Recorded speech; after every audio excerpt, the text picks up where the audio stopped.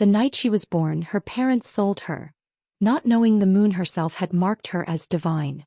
It was the kind of night people still whispered about years later.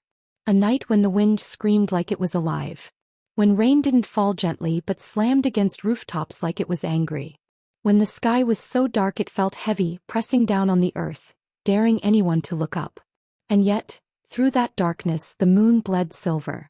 It wasn't full. It wasn't new. It hovered there half hidden behind torn clouds, glowing brighter than it should have. Too bright. Unnatural. As if it was watching. As if it was waiting.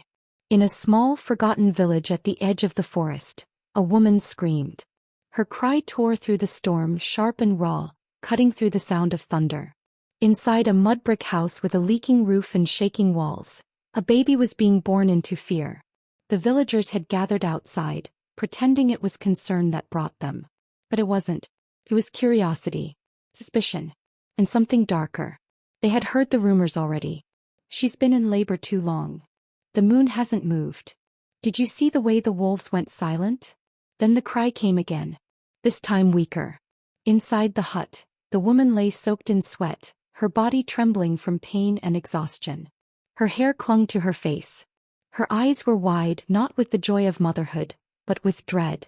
The midwife froze when the baby finally slipped into her hands. For a moment no one spoke.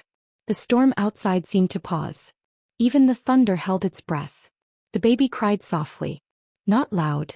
Not desperate. Just a fragile, almost confused sound, like she had arrived somewhere she hadn't meant to be.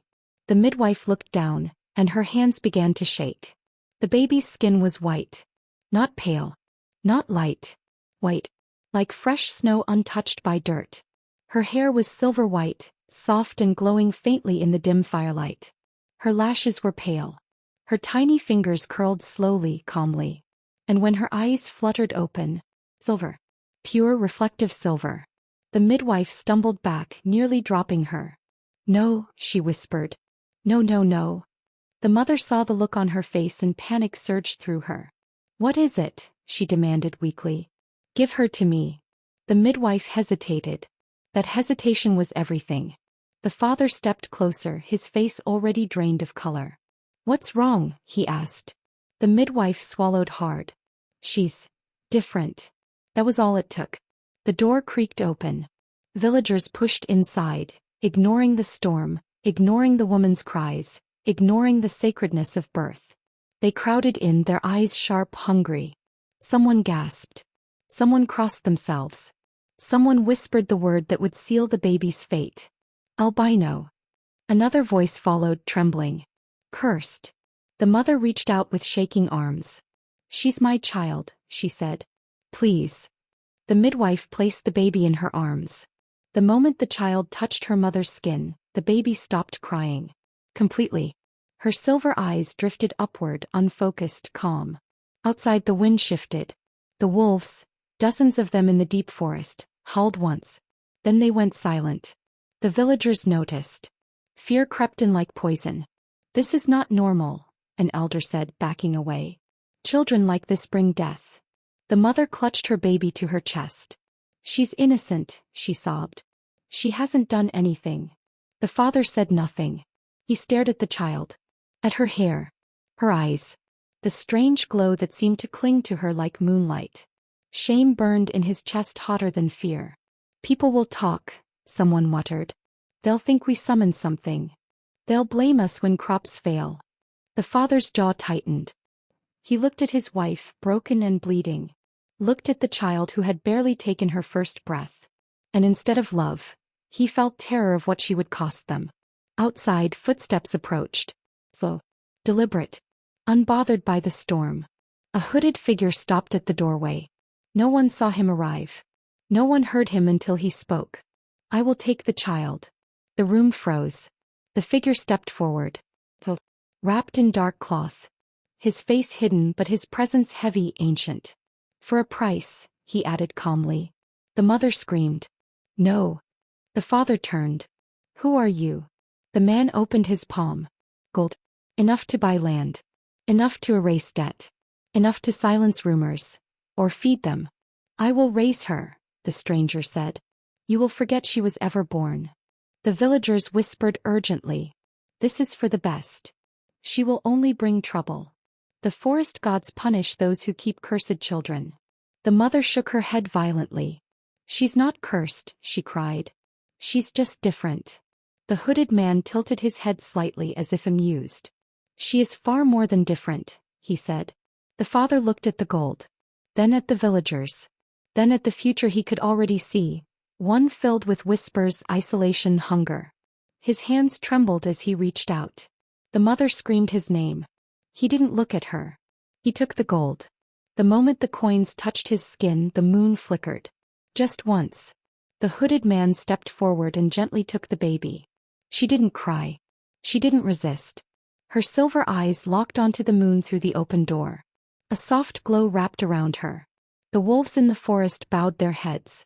The stranger paused at the threshold and spoke one last time, his voice low, almost reverent. You are giving away your goddess. Thunder crashed. The door shut. And just like that, she was gone. Years passed. The village forgot her name. But the moon never did. Far away, deep within the forest where no human dared to stay after dark, the child grew. They called her Selene. She grew up not knowing love the way others did. She learned it in fragments. In silence. In the way people looked away too quickly. In the way kindness always came with caution. Her skin stayed white as moonlight. Her hair shimmered silver even in shadow. Her eyes reflected the night sky so clearly that people found it hard to meet her gaze. Children were cruel. They whispered when she passed. Ghost girl. Moon freak. She doesn't belong. Adults were worse. They smiled politely while keeping their distance. They spoke softly but never invited her close. She learned early that being different meant being alone. She learned not to ask questions. She learned not to expect warmth. At night she dreamed of wolves. They never hurt her. They circled her, watched her, guarded her. Sometimes she woke with the feeling that someone, or something, had been standing outside her window all night. And always, the moon watched back. She didn't know why the sight of it made her chest ache. Why she felt safest under its light. Why the sound of distant howls felt like home instead of fear. She only knew one thing for sure. She had been unwanted once. And she would do anything to never feel that again. So when kindness finally came into her life, she held on to it. Even when it felt heavy. Even when it felt wrong. Even when the moon itself seemed to be warning her that love given with control is not love at all. And that the night she was sold was only the beginning. Selene grew up learning silence before she learned words. Not the peaceful kind of silence people talk about when they want rest. This was the kind that pressed against her chest, reminding her that speaking too much, asking too many questions, or needing too much would only bring trouble. The forest gods punish those who keep cursed children. The mother shook her head violently. She's not cursed, she cried. She's just different. The hooded man tilted his head slightly as if amused. She is far more than different, he said. The father looked at the gold. Then at the villagers. Then at the future he could already see, one filled with whispers, isolation, hunger. His hands trembled as he reached out. The mother screamed his name. He didn't look at her. He took the gold. The moment the coins touched his skin, the moon flickered. Just once. The hooded man stepped forward and gently took the baby. She didn't cry. She didn't resist. Her silver eyes locked onto the moon through the open door. A soft glow wrapped around her. The wolves in the forest bowed their heads. The stranger paused at the threshold and spoke one last time, his voice low, almost reverent. You are giving away your goddess. Thunder crashed. The door shut. And just like that, she was gone. Years passed. The village forgot her name. But the moon never did. Far away, deep within the forest where no human dared to stay after dark, the child grew. They called her Selene. She grew up not knowing love the way others did. She learned it in fragments. In silence. In the way people looked away too quickly. In the way kindness always came with caution. Her skin stayed white as moonlight. Her hair shimmered silver even in shadow. Her eyes reflected the night sky so clearly that people found it hard to meet her gaze. Children were cruel. They whispered when she passed. Ghost girl. Moon freak. She doesn't belong. Adults were worse. They smiled politely while keeping their distance.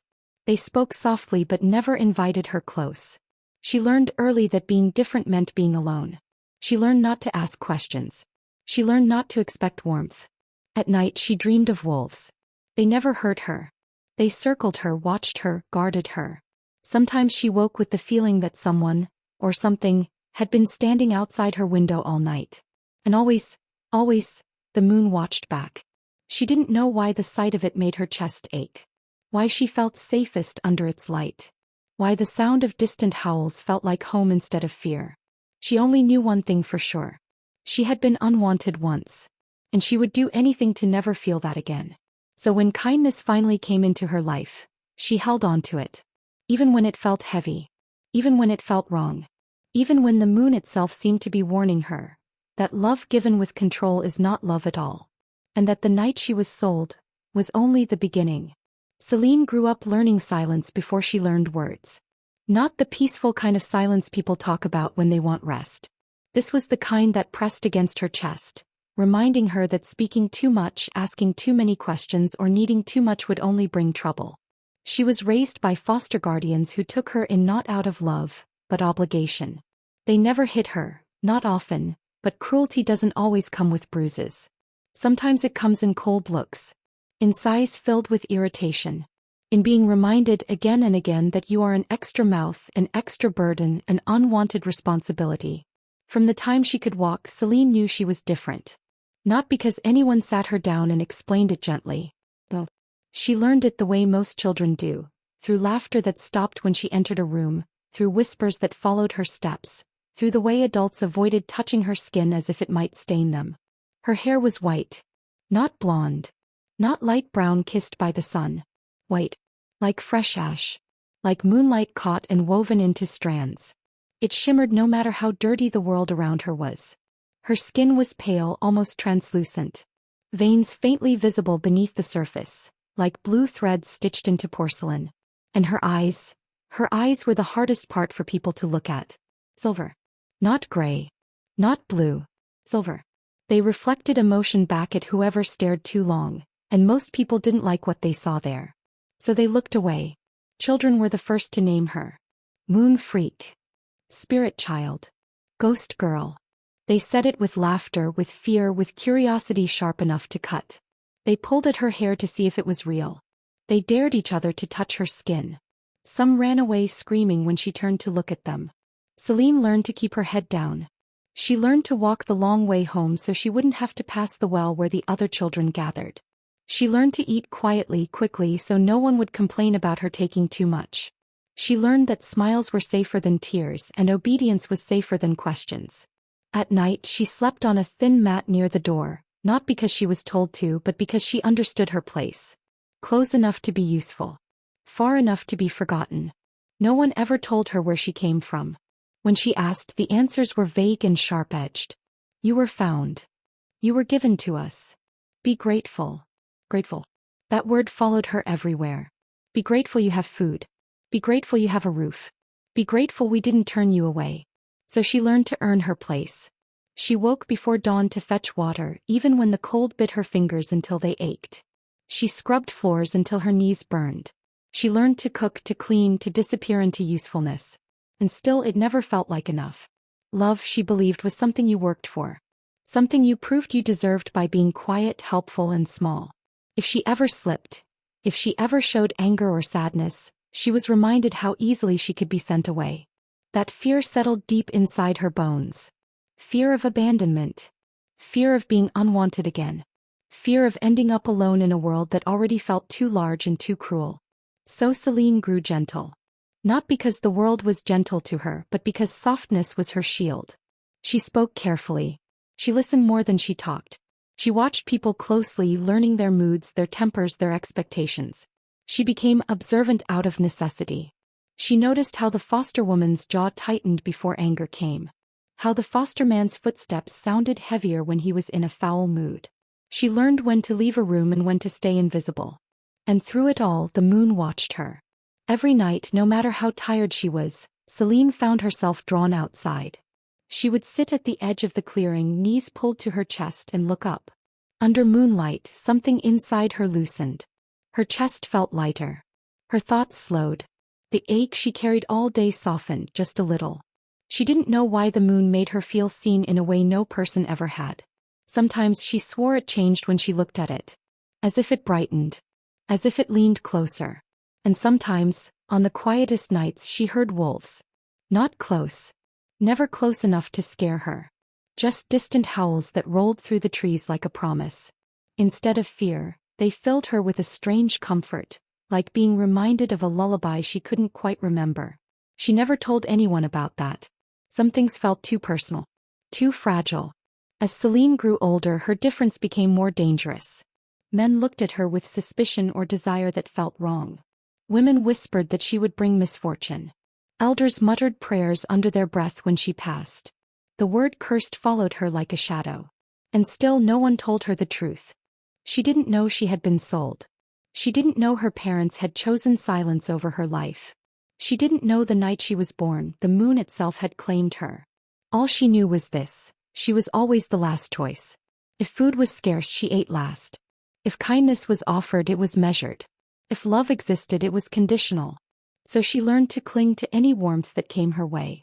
When the healer in the nearby settlement noticed Selene's careful hands and quiet focus, she took her in as an assistant. It wasn't affection that motivated her, just practicality, but to Selene it felt like opportunity. The healer didn't flinch when she touched Selene's skin. Didn't comment on her eyes. Didn't whisper behind her back. That small mercy meant everything. Selene threw herself into the work. She learned herbs, poultices, roots that healed and roots that harmed. She learned patience. She learned care. Healing others gave her a sense of worth she had never known. For the first time, people needed her. But even there, she remained guarded. She kept her heart locked behind caution. She smiled but never too wide. Trusted but never fully. Because deep down she believed this truth with painful certainty. People saw all of her. They would leave. That belief shaped every decision she made. It was why she accepted long hours without complaint. Why she apologized even when she hadn't done wrong. Why she mistook control for concern, silence for peace. And it was why, when kindness came wrapped in power, attention, and protection, she didn't question it. She had been starved of affection her entire life. So when someone finally looked at her like she mattered, she didn't ask why. She just held on. At the edge of the forest, beyond the safety of torches and walls, something watched her too. Something ancient. Something patient. Golden eyes followed her movements as she gathered herbs beneath moonlight. A powerful presence lingered in the trees, never crossing the line, never revealing itself. Not yet. Selene felt it sometimes. That sensation of being seen. Of being protected. Of being claimed without her permission. It both comforted and unsettled her. She told herself it was imagination. She had always been good at ignoring her instincts. After all, instincts had never saved her before. But the moon knew her name. The forest knew her scent. And the wolves, silent, watchful, waiting, knew she was more than the fragile, obedient girl the world had shaped her into. She never knew she was unwanted. Only that she was never chosen. And that hunger, to finally be chosen, to finally belong, would one day be used against her in ways she could not yet imagine. Because when someone like Selene is offered love for the first time, she doesn't see the chain hidden beneath the gift. She sees salvation. And the night was already moving closer, patient and inevitable, ready to remind her of the truth she had been denied since birth. That she was never meant to beg for love. She was meant to command it. The first gift arrived without warning. Selene came home one evening with dirt under her nails and the scent of crushed herbs clinging to her clothes. And there it was, waiting for her at the edge of the clearing. A cloak. Thick. Dark. Lined with fur so soft it felt unreal beneath her fingers. It was folded carefully as if placed by someone who expected her to find it. Her breath caught. No one had ever given her anything like that before. Not without asking for payment. Not without reminding her what it cost. She lifted it slowly, half expecting someone to step out of the trees and accuse her of stealing. But the forest was quiet. Too quiet. When she wrapped the cloak around her shoulders, warmth spread instantly through her body. Not just physical warmth. Something deeper. A sense of being enclosed. Shielded. Safe. Her heart softened before her mind could catch up. He emerged from the shadows moments later, tall and unhurried, his presence filling the space as naturally as the night itself. Leader of the pack that ruled the forest beyond the settlement. Power lived in the way he stood, in the way the earth itself seemed to acknowledge him. I noticed you shiver at night, he said gently. That alone felt intimate. The idea that someone had noticed. Selene lowered her gaze, fingers tightening around the cloak. You didn't have to, she murmured. I wanted to, he replied. And just like that, the line between kindness and claim blurred. The gifts became frequent after that. Jewelry carved from moonstone. Shoes made for long forest walks. Food that appeared at her door on nights when she hadn't eaten enough. Each gift was accompanied by the same calm assurance. I take care of what matters to me. At first, Selene protested. Stiffly. Politely. She said she didn't need such things. That others might need them more. That she didn't want to be a burden. He only smiled. You are not a burden, he said. You are precious. No one had ever called her that before. With each offering, her resistance weakened. Gratitude tangled with relief. She told herself it was harmless. Just kindness. Just generosity.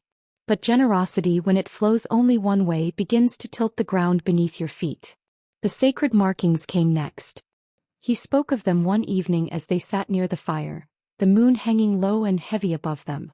He told her stories of old pack traditions, of protection symbols etched into skin, of bonds that guarded the weak from harm. It's only for your safety, he said, his voice low, steady. The world is not kind to someone like you. That word, like you, settled in her chest. She nodded slowly. He always did. The marking burned. Not unbearably, but enough that tears slipped down her face as his fingers traced the symbol into her skin. It glowed faintly under the moonlight, then faded, leaving behind a delicate scar. She told herself the pain meant protection. She told herself it meant she belonged. After that, the forest seemed to change. Paths she once walked freely now felt watched. Wolves appeared more often, always at a distance, always between her and the deeper woods. When she tried to wander farther, she felt a subtle pressure in her chest, a tightening that made her turn back. When she mentioned it, he frowned. I warned you, he said gently. Those areas are dangerous. I just wanted to gather herbs, she replied. You're safer closer to me. Safer. That word wrapped itself around her thoughts like vines. She began to plan her days around his presence. Waited for his visits. Checked the tree line for signs of him. Felt restless when he was gone too long. Other people noticed. The healer asked why Selene no longer traveled alone. Why she seemed hesitant, distracted. A few villagers whispered that she was changing. She defended him without thinking. He's protecting me. He understands. They don't know what it's like. Isolation crept in quietly. Invitations stopped coming. Conversations shortened. People sensed the shift before Selene did. They felt the weight of the alpha's attention on her and stepped back, unwilling to stand too close to power they couldn't challenge. Selene told herself it was fine. He had him. And he reinforced that belief every chance he got. The world will destroy you if you let it, he said one night, his voice calm, almost tender. They fear what they don't understand. Her chest tightened. I just want to live quietly. I know, he said. That's why you need me. Each word chipped away at her sense of self. When she hesitated, he reassured her.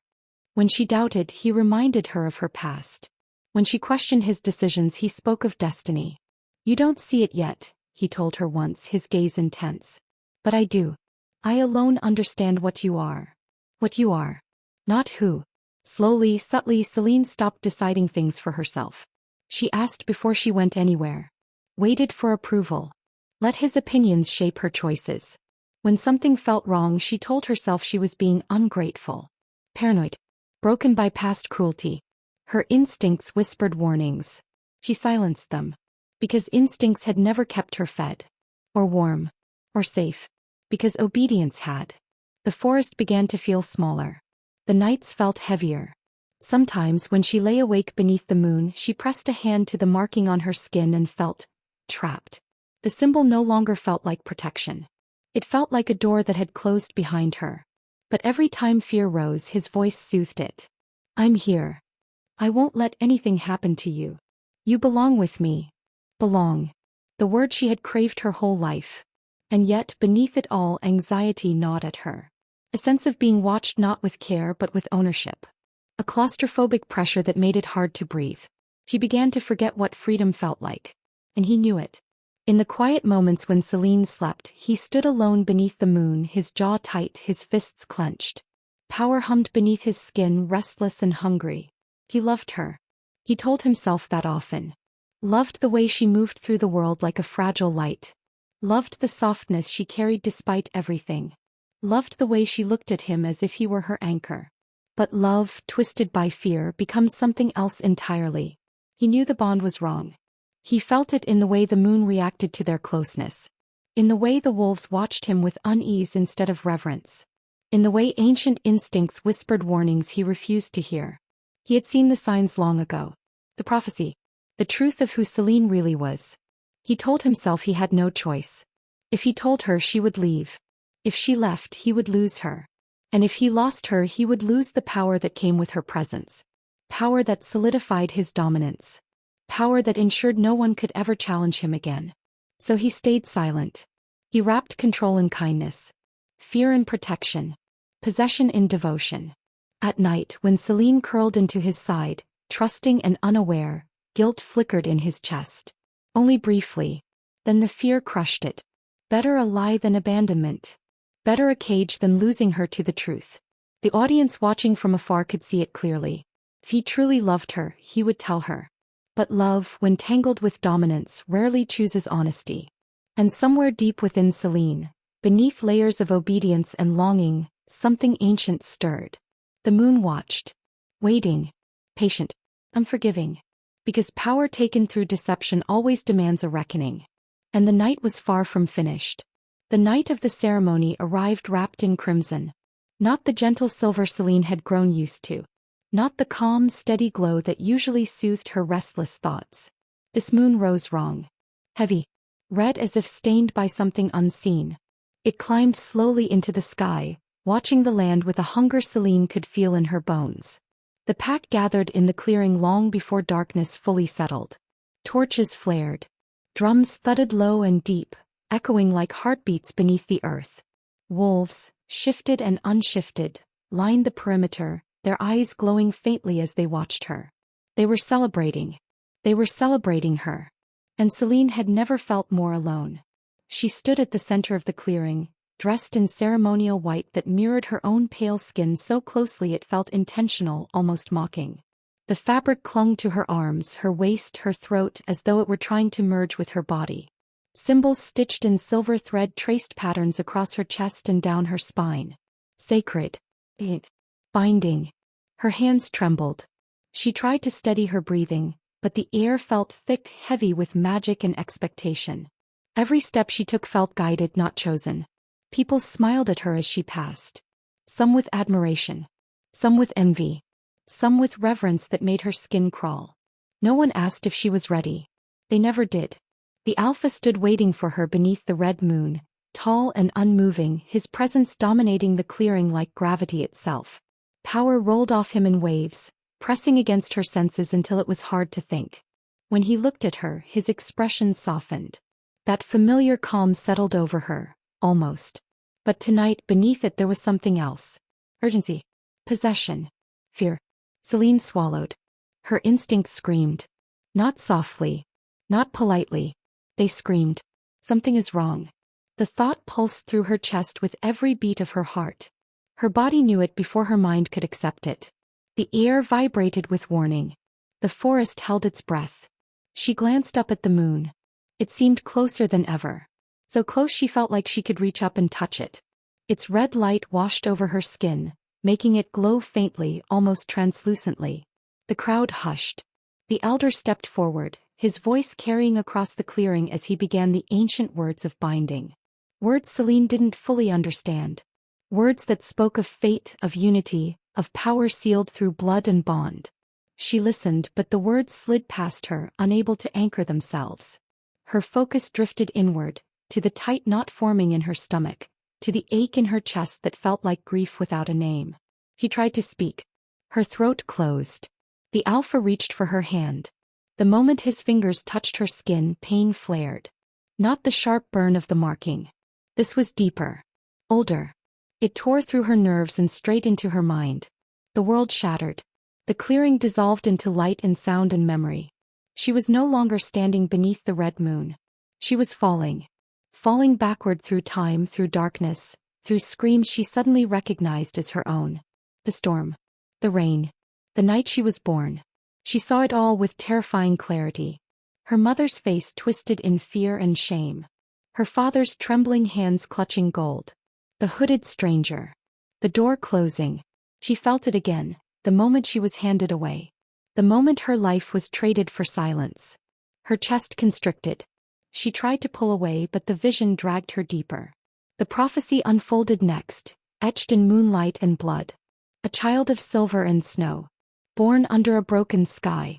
Sold by blood. Claimed by the moon. Her power unmatched. Her choice feared. Selene gasped as the truth slammed into her. She was not cursed. She was chosen. And then she saw him. Velva. Younger. Standing before the elders. Listening as the prophecy was spoken.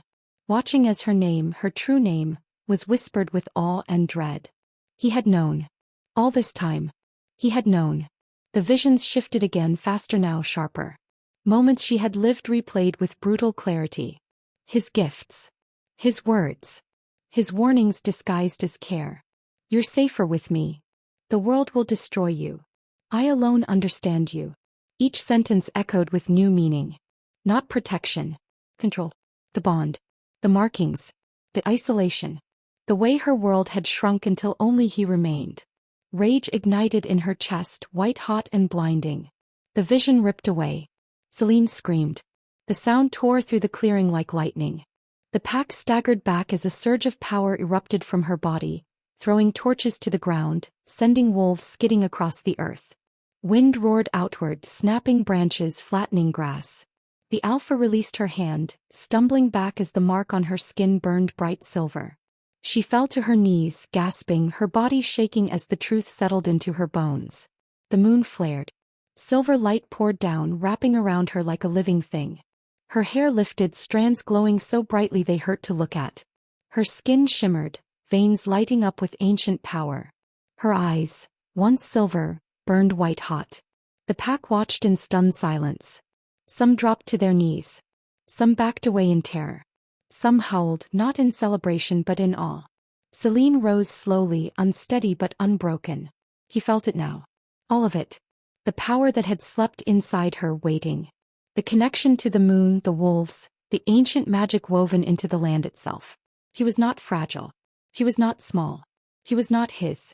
The alpha stared at her, his face stripped of its calm, his dominance cracking beneath shock and fear. Selene, he said, stepping forward. She turned on him.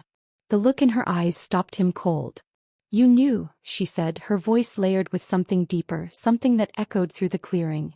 You knew who I was. Silence stretched. The pack watched. The moon listened. He opened his mouth. No words came. That was answer enough. Betrayal slammed into her harder than any vision. She laughed, a sharp, broken sound that carried no joy. All this time, she whispered. Every word. Every touch. Every promise. She stepped back from him, power crackling around her skin. You didn't love me, she said. You claimed me. The bond between them strained, glowing painfully bright before fracturing with a sound like breaking glass. The force of it sent shockwaves through the clearing, knocking wolves flat, splitting the earth beneath her feet. Selene cried out as pain tore through her chest, but she stayed standing. The alpha dropped to one knee, clutching his side, his connection to her severed violently. The pack erupted. Whispers turned to shouts. Moon goddess. She's the prophecy. She was never meant to be bound. Selene looked around at the faces staring back at her, fearful, reverent, ashamed. Faces that had watched her be claimed without question. Her heart ached. She lifted her gaze to the moon, tears streaking down her glowing cheeks. You watched, she whispered. All of you watched. The moon answered with a pulse of light so intense the world seemed to pause. Selene's power surged. She shifted. Not into a wolf. Into something more. Silver fur rippled across her skin, luminous and blinding. Her form expanded, strengthened, reshaped by divine force. Wings of moonlight unfurled behind her, vast and radiant, casting shadows that swallowed the clearing whole. Gasps echoed. Some screamed. Others bowed. She stood there, radiant, terrifying, divine, no longer the quiet girl who had learned to survive through obedience. She was the moon's chosen. And she was done being silent. The Alpha looked up at her, his eyes filled with regret too late to matter. "Selene," he whispered. Her gaze cut through him. "This ends," she said. And with that she turned away from everything she had been taught to cling to, away from the pack, away from the bond, away from the man who had wrapped control in love and called it destiny. She stepped into the light. The moon blazed brighter than it ever had. And the world would never be the same again. Selene ran. Not away in fear but away in pieces. The moment she turned her back on the clearing, the weight of everything she had just become crashed down on her all at once. Power surged through her veins like wildfire with nowhere to go. It burned. It tore. It demanded release. The forest bent as she moved through it. Trees bowed. Branches cracked and split as if making way for something ancient and furious. The ground trembled beneath her feet, responding to her emotions before she could control them. Every step echoed with grief she hadn't prepared for. She had rejected the bond. And in doing so she had lost the only structure she had ever known. Selene didn't understand that kind of freedom yet. She only understood loss. The bond's absence felt like a wound ripped open in her chest. Not because she missed him, but because something had been stolen from her without her consent, then torn away violently when she fought back. Her breath came in sharp gasps as she stumbled through the undergrowth, silver light bleeding from her skin in uneven pulses. Her power didn't know where to settle. It lashed outward, uncontrolled, reacting to her pain like a living thing. Branches ignited in moonfire behind her. The wolves that followed, because of course they followed, kept their distance. They didn't chase her. They didn't surround her. They didn't try to guide her. They watched. Confused. Awed. Afraid. Selene felt their eyes on her and flinched. Not you. Not anymore. Not anyone. Trust shattered quickly when it had been fragile to begin with. She reached a cliff overlooking the deeper forest and dropped to her knees, clutching her chest as a sob tore free. It ripped out of her without permission, raw and animal, echoing into the night. "I didn't know," she whispered, voice breaking. "I didn't know." Her hands shook violently as she pressed them into the soil, grounding herself in something real. Something solid. Something that wasn't lying to her. The moon loomed overhead, no longer red but blazing silver-white, too bright, too close. Its presence pressed down on her, heavy with expectation. "You knew," Selene said hoarsely, lifting her tear-soaked face toward it. "You all knew." Her power answered her anger. The sky cracked. Thunder rolled across the forest as a wave of moonlight exploded outward from her body, flattening grass, uprooting young trees, sending animals fleeing in blind panic. Selene screamed as the surge tore through her, not from pain, but from the overwhelming weight of what she carried. He was too much. Too powerful. Too broken. She curled inward as the eruption passed, arms wrapped around herself, rocking slightly as sobs racked her body. For the first time since the ceremony, the glow faded, leaving her shivering in the cold night air. She felt exposed. Stripped of illusion. Stripped of safety. Her mind replayed everything over and over again. The gentle words, the promises, the way she had trusted him because she wanted to believe someone could love her without wanting something in return. How stupid she had been. How desperate. "You didn't love me," she whispered again, the words trembling as they left her lips. "You claimed me." The sentence settled into the night like a gravestone. Claimed. Owned. Controlled. Her stomach twisted with revulsion. She staggered to her feet and kept moving, deeper into the forest, away from the pack, away from the life she thought she was building. Behind her, the clearing descended into chaos. The pack fractured almost immediately. Some wolves howled in grief, mourning the loss of the bond they believed had secured their future. Others argued, voices sharp with fear and uncertainty. Elders shouted over one another, scrambling to make sense of a prophecy unfolding before their eyes. The Alpha remained on his knees long after Selene disappeared. The bond's absence was a hollow scream inside his chest. He felt weaker. Smaller. Exposed. For the first time in his life, power did not answer him. He looked at the place where Selene had stood, where she had transformed into something he could never control, and something inside him broke completely. He had told himself he loved her. But love did not look like fear of losing power. Love did not demand silence. Love did not chain. And now love had left him behind. Selene didn't know how long she wandered. Time blurred into movement, into breath, into aching muscles and burning lungs. The forest grew denser, darker, older. This was land untouched by packs or borders. Land that remembered before rules. She collapsed near a river just before dawn, her strength finally failing her. The water reflected her face back at her. She barely recognized herself. Her eyes were still silver, but dull now, shadowed by exhaustion and pain. Her hair clung to her face in tangled strands. Dirt streaked her skin. The faint scars of the markings glowed weakly, angry and resentful. She scrubbed at them until her skin burned. As if she could erase what had been done.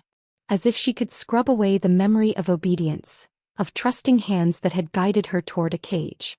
She screamed into the river, the sound tearing her throat raw. No one answered. No comforting voice. No reassurance. Just the rush of water and the distant call of dawn birds beginning their songs. Silence replaced devotion. And it was unbearable. Selene curled onto her side, hugging her knees, feeling smaller than she had since childhood. All the power in the world couldn't protect her from grief.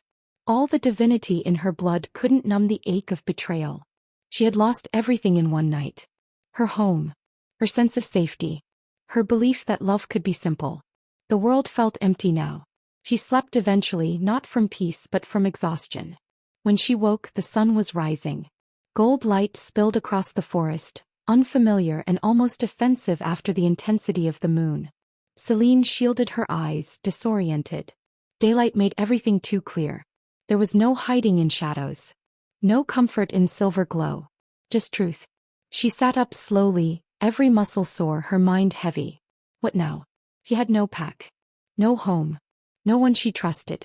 She had power, but power without direction is a burden, not a gift. She stood and turned away from the river, moving deeper into the wild, choosing distance over return. Each step away from the pack felt like tearing off another piece of her old life. She didn't look back.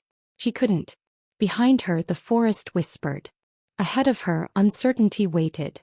And somewhere far away, beneath the same moon she could no longer look at without pain, the Alpha stood alone, finally understanding the cost of what he had done. Selene disappeared into the night that morning. Not as a goddess. Not as a mate. But as a woman shattered by love mistaken for control, carrying grief heavier than any crown. And the silence she left behind was louder than any howl. Because devotion once broken does not return quietly. It leaves echoes. And those echoes would haunt them both for a very long time. Time did not soften what happened. It sharpened it. Every hour after Selene vanished carved deeper lines into the Alpha's awareness, stripping him of the illusions he had worn like armor. The pack watched him closely in those first days, expecting rage, retaliation, pursuit. They expected the Alpha they had always known, the one who commanded storms with his voice and bent wolves with a glance. They did not get him. They got a man who stood before the sacred circle at dawn, shoulders bowed, jaw tight, eyes hollowed by something far more dangerous than anger. Regret. He removed the symbols of his rank slowly, deliberately. The ceremonial claw clasp.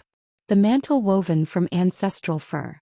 Each piece hit the stone with a dull finality that echoed across the clearing. No howls followed. No protests.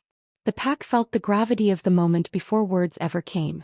I relinquish my claim, he said, voice steady but stripped bare. To power. To dominance. To anything taken without consent. Murmurs rippled through the crowd. Confusion. Fear. Disbelief. He did not raise his voice. I will not lead through control again. The elders stepped forward, alarm flaring in their eyes. A pack without an alpha was vulnerable. Exposed. He knew that. He accepted it anyway. She is not a weapon, he continued, and his voice cracked just enough to betray the truth lodged in his chest. She is not a prophecy to be used. She is not a bond to secure our future. His gaze lifted, scanning faces that had once obeyed him without question. She is Selene. Silence followed. Heavy. Absolute. Some wolves looked away, shame flickering across their expressions. Others bristled, unsettled by the fracture of certainty.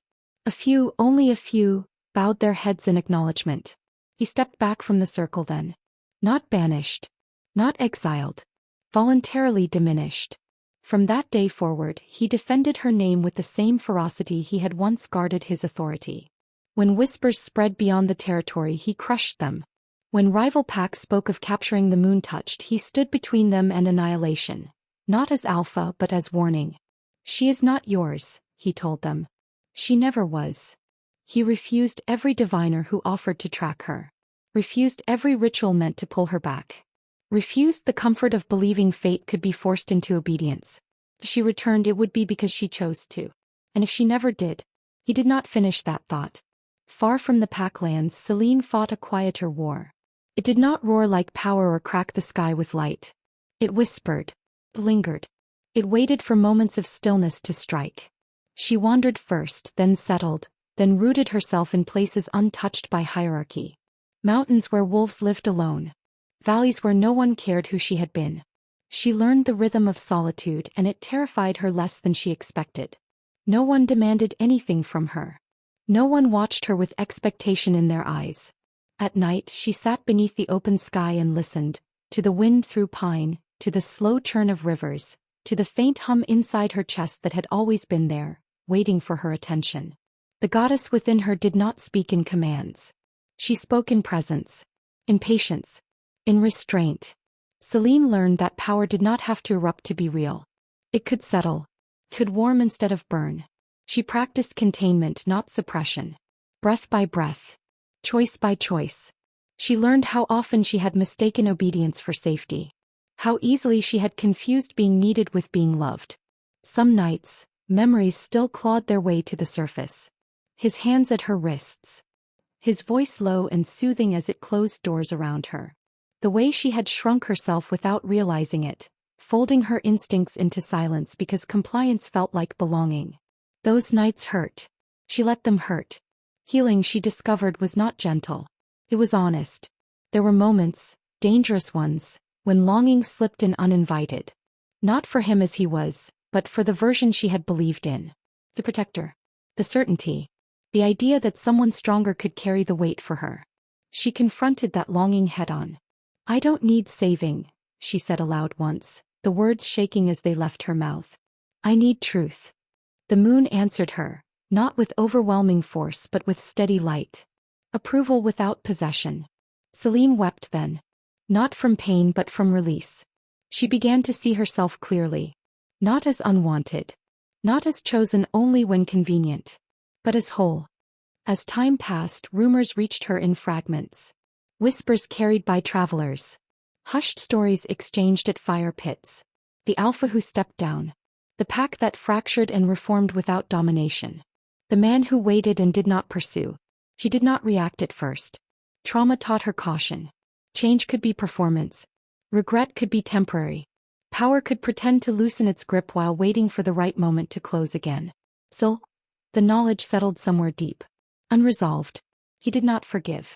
But she did not forget that people could change either. That frightened her more than anger ever had. Because hope, once allowed back in, demanded risk. One night, during a lunar convergence, Selene felt it, an unmistakable shift. Not a pull. Not a claim. An invitation. She stood at the edge of a cliff, moonlight washing over her, and acknowledged the truth she had been circling for months. She was no longer running. She was choosing. Whether that choice led back or forward she did not yet know. But for the first time in her life, the decision would be hers alone. And somewhere under the same moon a man waited, not in expectation, not in entitlement, but in understanding that love, real love, waited without chains. Selene returned as the night folded into itself, soft and unassuming at first, yet carrying the weight of everything she had endured.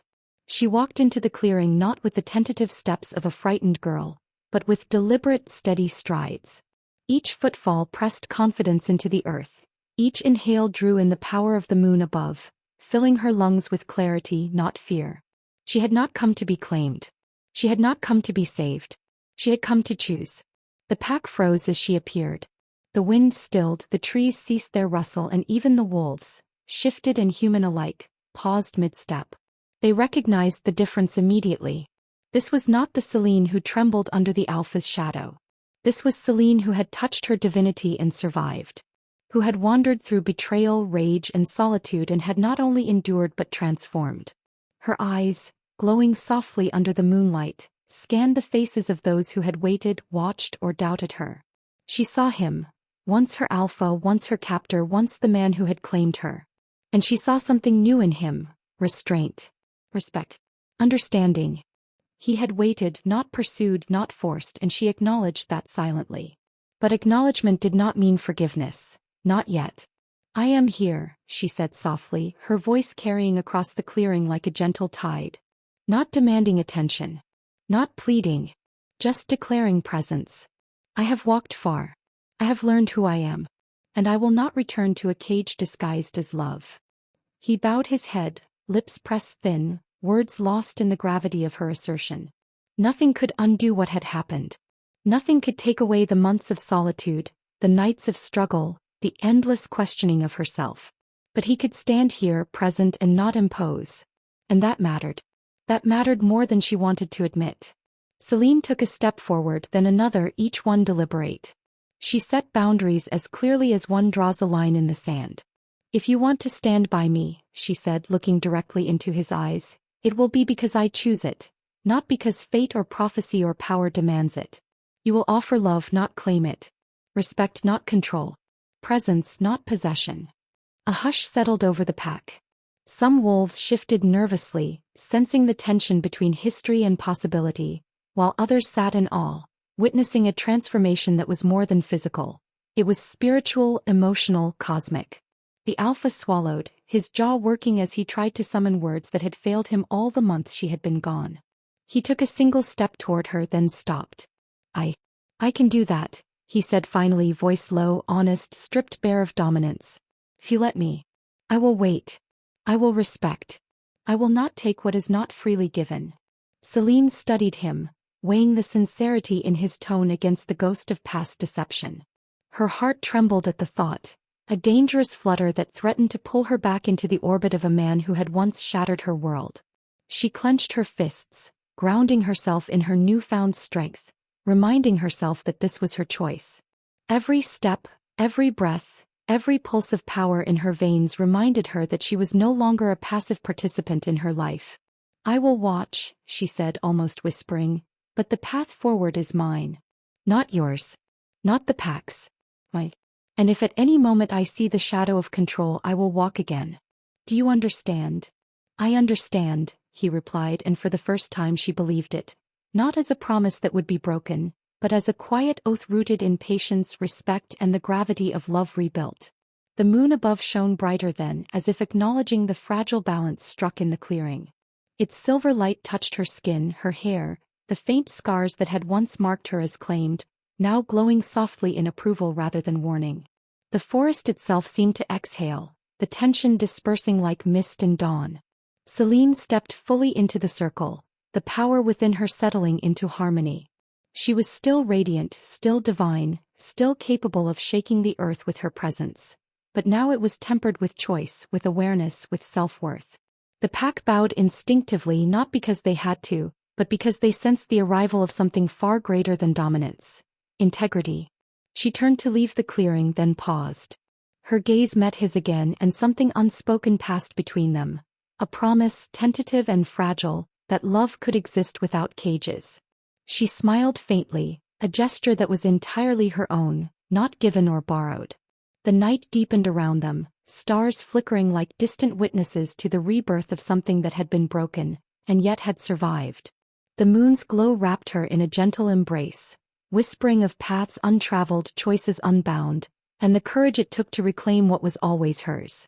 Her voice carried softly over the hushed clearing, steady and clear. "Love built on lies can break you, but love rebuilt on truth can heal even a goddess." And the words lingered not just in the forest, not just in the hearts of the pack, but in the air itself. A lesson written in silver light, a truth felt deep in the bones. For those listening, for those who had followed her story through storm and fire, betrayal and solitude, This was the moment of closure. Yet it was also an invitation. A quiet urging that love, when earned and offered freely, could be profound, transformative, and enduring. A soft wind carried her voice outward, a whisper for anyone whose heart had been broken, whose trust had been betrayed, whose spirit had been bent by control masquerading as affection. If this story touched your heart, welcome home, she seemed to say, not just to those present, but to anyone who would hear her tale. This is Anne's Romance Collections, where broken souls find love again. Subscribe, like, and let the next story hold you tonight. And with that, Selene turned toward the horizon, not fleeing, not surrendering, but stepping into her life with every fiber of her being, unbound, luminous, and entirely herself. The forest exhaled. The moon lingered. And the story finally found its rest. Fragile. Hidden. And finally, honest.